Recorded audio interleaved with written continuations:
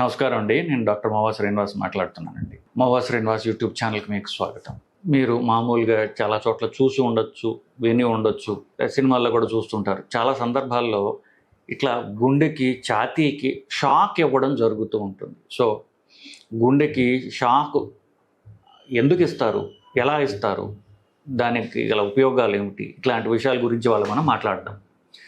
So, అది చూడటానికి కొంచెం గగురు పుట్టే విధంగా ఉండొచ్చు, కానీ గుండెకి షాకు కరెక్ట్గా ఇచ్చినట్లయితే, కరెక్ట్ సందర్భాల్లో ఇచ్చినట్లయితే అది ప్రాణాలు తప్పకుండా కాపాడుతుంది.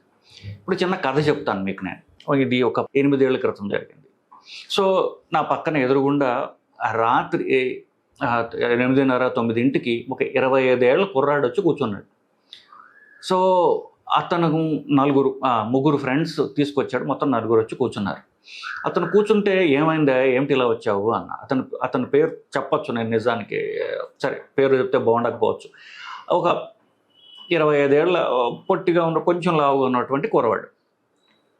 సో అతని ఫ్రెండ్ని అడుగుతున్నాను, ఏమిటి అయ్యాలి తీసుకొచ్చారు, ఏంటి అబ్బాయి కష్టం ఏంటి, ఎందుకు ఇలా వచ్చారు అని అడుగుతుంటే నిన్న దానికి ఒక 24 గంటల ముందు ఇతనికి ఛాతీలో నొప్పి వచ్చిందండి. నొప్పి వచ్చి కాసేపు చెమటలు బట్టి తర్వాత తగ్గిపోయింది. అప్పుడు డ్రింక్ తీసుకుంటున్నాం కదా అని మేము కాస్త అశ్రద్ధ చేశాం. పొద్దున్న బాగానే ఉన్నాడు, ఇప్పటి నుంచి మళ్ళీ నొప్పి అంటున్నాడండి అన్నాడు. అంటుంటే ఏమయ్యా ఏంటి ఇప్పుడు ఎలా ఉన్నావు అని అడుగుతుంటే కీ అని చిన్న శబ్దం వచ్చింది. చూస్తే ఇతను కీ అని అలా నోట్లోంచి అలా చప్పుడు వచ్చింది. ఎందుకు ఊపిరి ఆడట్లేదు కాబట్టి. అతను ఇలా పక్కకి ఒరిగిపోతున్నాడు.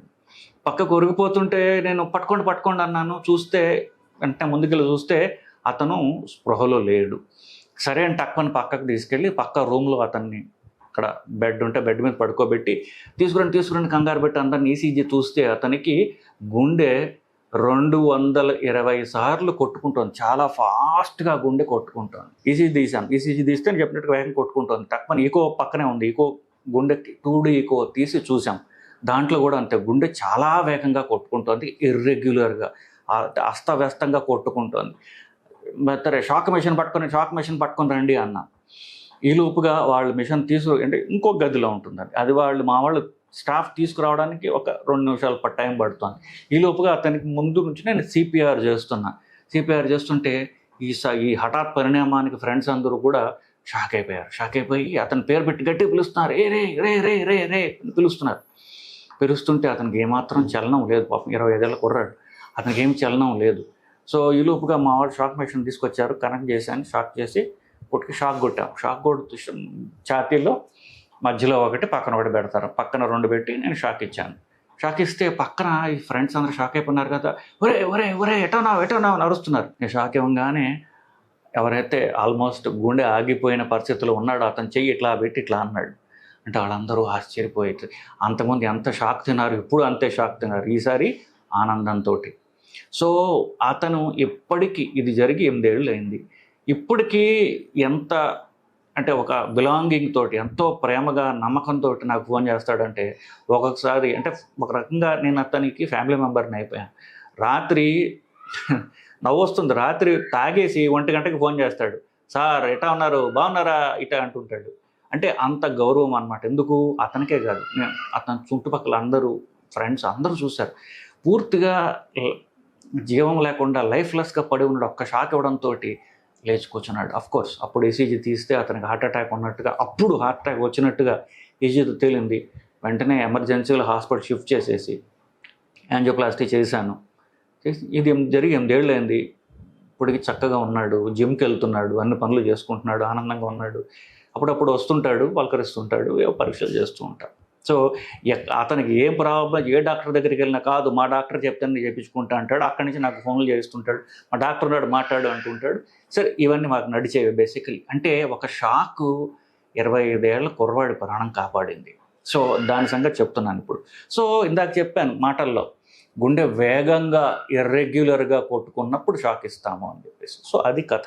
నేను ఎంబీబీఎస్ చేసే రోజుల్లో, కొంతవరకు ఎండి జనరల్ మెడిసిన్ చదివే రోజుల్లో కూడా తెలియక చాలాసార్లు ఎమర్జెన్సీ డిపార్ట్మెంట్లో గుండె ఆగిపోతున్నప్పుడు, గుండె తక్కువ కొట్టుకుంటున్నప్పుడు కూడా షాకులు ఇవ్వడం జరుగుతుంటుంది ఎమర్జెన్సీ డిపార్ట్మెంట్లో.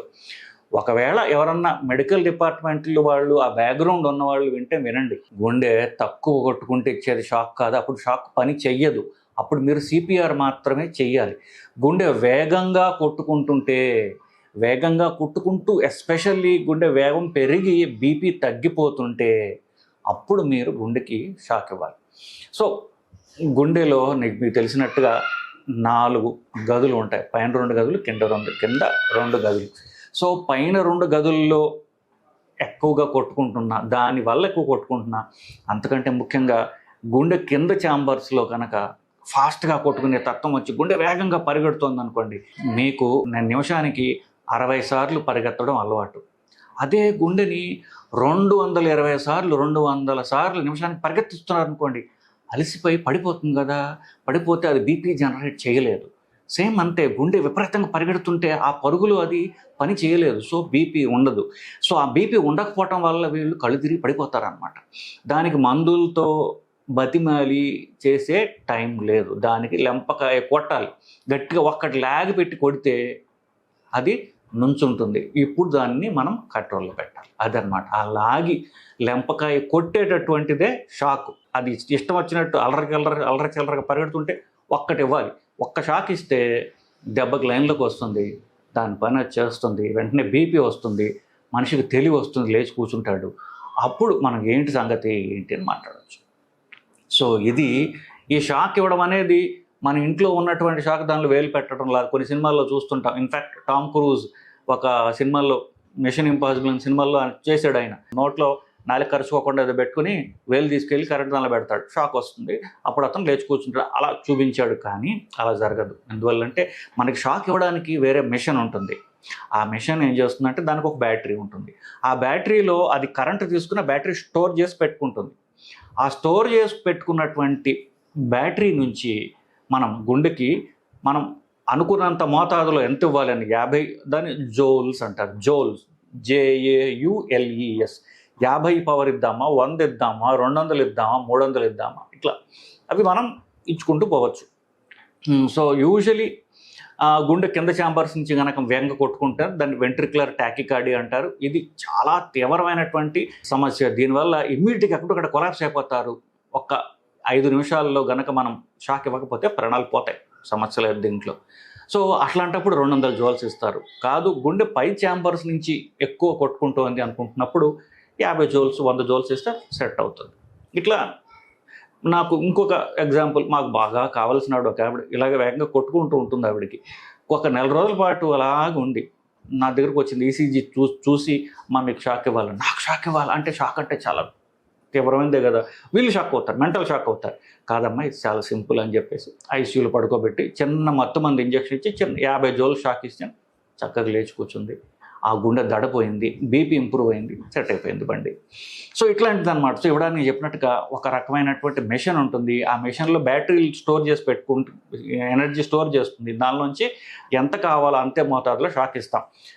గుండెకి అటు ఇటుగా ప్యాడిల్స్ పెట్టి షాక్ ఇస్తారు. గుండె ఎడం పక్కన ఉంటుంది కాబట్టి గుండె మధ్యలో కానీ కుడి పక్కన కానీ ఒకటి పెట్టి, గుండెకి కింద భాగంలో ఇంకొక ప్యాడిల్ పెట్టి 2 పెట్టి ఇట్లా షాక్ ఇస్తే ఈ రెండింటి మధ్యన కరెంటు ప్రసారిస్తుంది.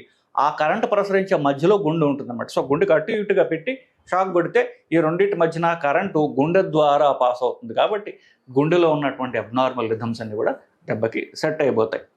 సో ఎవరన్నా అపస్మారక స్థితిలో ఉన్నప్పుడు షాక్ ఇచ్చి ఇది ఒక ప్రోటోకాల్ ఉంటుంది. ఏమిటి, ముందు సిపిఆర్ చేస్తూ మన ఆ మిషన్ తెచ్చే లోపల గుండెని పని చేస్తుంటా, గుండె నొక్కుతూ ఉంటే గుండెలో ఉన్న కొద్దిపాటి రక్తం మెదడుకి వెళ్తూ ఉంటుంది. మెదడుకి రక్త ప్రసరణ మెయింటైన్ చేయకపోతే వాళ్ళకి అపస్మారక స్థితి, కోమలకు పోతారు వాళ్ళు.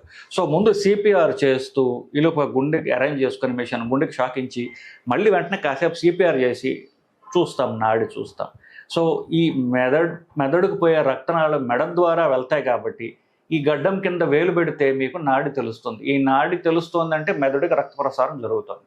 షాక్ ఇచ్చిన తర్వాత గుండె మొదలవుతుంది కదా, అప్పుడు మనం చూస్తే రక్త ప్రసారం మొదలైందా లేదా అని చూసుకుంటూ ఉంటాం. ఈసీజీ ఉంటే ఆఫ్కోర్స్ ఈసీజీలో కనిపిస్తూ ఉంటుంది. రక్త ప్రసారం మొదలైపోతే బయటపడ్డాం. సో బీపీ తక్కువ ఉంటుంది, ఎందుకు గుండె సడన్గా ఒక్కసారి రికవర్ అయింది కదా, కాస్త బీపీ పెంచడానికి మందులు వేస్తాయి. దీన్ని ఒక ప్రోటోకాల్ ఉంటుంది, ACLS ప్రోటోకాల్ అంటారు.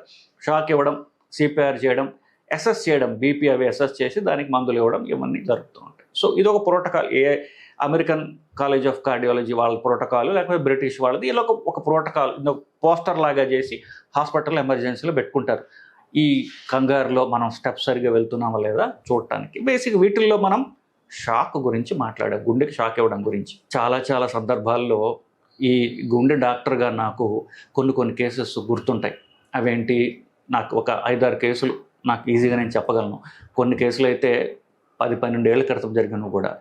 అన్నీ కూడా గుండెకి షాక్ ఇవ్వడం వల్ల డ్రామాటిక్గా ఆల్మోస్ట్ చనిపోయిన వ్యక్తి బతికి బయటకు వచ్చి ఇట్లా చెప్పుకోవడానికి ఇట్లాంటివన్నీ, ఈ కథలన్నింటిలో కూడా షాక్ ఉంటుంది. ఇంకోటి చెప్పొచ్చు, ఒక ఆయన పొద్దున్న 9:30కి హార్ట్అటాక్ వచ్చింది, చేతులు నొప్పి వస్తే హైదరాబాద్లో 20 కిలోమీటర్ల అవతల ఉండేవాడు ఆయన మా శ్రీనివాసే కావాలి అని పొద్దున్న 9:30కి ట్రాఫిక్లో నా కోసం పాపం ఆటో ఎక్కి బయలుదేరాడు. ఈ ట్రాఫిక్లో వచ్చేసరికి 1:30 పట్టింది. తీరా వచ్చేసరికి మనిషి లేడు. ఆ గుండె వేగంగా కొట్టుకుంటోంది. అక్కడ ఎమర్జెన్సీ పడుకోబెట్టి 8 షాకులు ఇచ్చాం. ఇంకా లాస్ట్ది చూద్దాం, 8 షాకులు ఇస్తే ఆయన బతికిన తర్వాత అఫ్కోర్స్ స్టెంట్ అవి వేసాం. 8 షాకులు ఇచ్చిన తర్వాత ఆయన ఆల్మోస్ట్ 10-12 ఏళ్ళు తర్వాత జీవించాడు. ఆయన కూడా అంతే. మా ఇంట్లో ఫ్యామిలీ మెంబర్, నిన్న ఆయన ఫ్యామిలీ కలిపేసుకుని వాళ్ళ ఫ్యామిలీ మెంబర్లాగా ఈ మధ్యన ఆయన మళ్ళీ వేరే కిడ్నీ ప్రాబ్లం అయితే గతించడం జరిగింది. బట్ స్టిల్ చెప్తున్నా, ఇట్లాంటి గుర్తుపెట్టుకోవడానికి నేను వాళ్ళకి చేసిన అతి ఉపకారం ఏంటంటే షాక్ ఇవ్వడం. సో అవసరమైన చోట గుండె వేగంగా కొట్టుకుంటున్నప్పుడు కరెక్ట్ టైంలో షాక్ ఇచ్చినట్లయితే ప్రాణాలు కాపాడబడతాయి. సో షాక్ అంటే ఏమిటి, ఇవన్నీ కూడా చెప్పుకొచ్చాను. ఆఫ్కోర్స్ మంచి ఉన్నట్టే కొద్దిగా చెడు ఉండొచ్చు. ఏమిటి, షాకు ఇచ్చేటప్పుడు జెల్ పుయ్యాలి. ఒక రకమైనటువంటి జెల్ లాంటి పదార్థం వీటి మీద పోసి ఇట్లా పెడతాం. ఒకసారి ఎక్కువ ఇవ్వాల్సి వచ్చిన డాక్టర్లు కంగారులో ఉన్న జెల్ పుయ్యకపోతే ఇక్కడ చర్మం కొంచెం కాలుతుంది. ఆ మంట కొంచెం తర్వాత కొంతకాలం ఉండొచ్చు. ఇది తప్ప సీరియస్ ప్రాబ్లమ్స్ ఉండవు. షాకు వల్ల ఎక్కువైపోవడం, దానివల్ల గుండెకి నష్టం జరగడం అంటూ జరగదు. ఎందుకంటే మనం ఇచ్చేది ఒక పరిమిత మోతాదులో షాక్ ఇస్తాం కాబట్టి దీనివల్ల తీవ్రమైన పరిణామాలు ఉండవు. గుండె ఆగిపోవడాలు జరగవు. ఆగిపోయిన గుండెని బతికించడానికి ఇస్తాం. సో ఆగిపోయిన గుండె అంటే వేగంగా కొట్టుకునే గుండెని, స్లో అయిన గుండెకి పనిచేయదు. ఇంతకుముందు ఆల్రెడీ చెప్పాను. సో ఒకటి, చర్మం మీద కొంచెం బర్నింగ్ లాగా ఉండొచ్చు ఆ జెల్ సరిగ్గా లేకపోతే తప్ప సీరియస్ ప్రాబ్లమ్స్ అంటూ ఈ షాక్ వల్ల ఉండవు. ఎందుకంటే అది ఒక్కసారి అలా కొట్టంగానే గుండె మేల్కుంటుంది. సో వెంటనే గుండె తన పని దాన్ని చేసుకుంటుంది. దీనివల్ల తీవ్రమైన దుష్పరిణామాలు అంటూ ఉండవు. సో దాని గురించి అనవసరమైనటువంటి అమాయకపు భయాందోళనలు పెట్టుకోవాల్సినటువంటి అవసరం లేదండి. సో ఇదండి, గుండెకి షాక్ ఎప్పుడు ఇస్తారు, ఎలా ఇస్తారు, ఎందుకు ఇస్తారు, దానివల్ల ఏమన్నా మనకి దుష్పరిణామాలు ఉన్నాయి అనేటటువంటి అంశాన్ని ఇవాళ మనం మాట్లాడాం. Hope you find this video interesting. ఒకవేళ నచ్చినట్లయితే వీడియోని లైక్ చేయండి, మీ ఫ్రెండ్స్తో షేర్ చేసుకోండి. మా శ్రీనివాస్ యూట్యూబ్ ఛానల్కి మీరు సబ్స్క్రైబ్ చేసుకోండి. నమస్కారం అండి.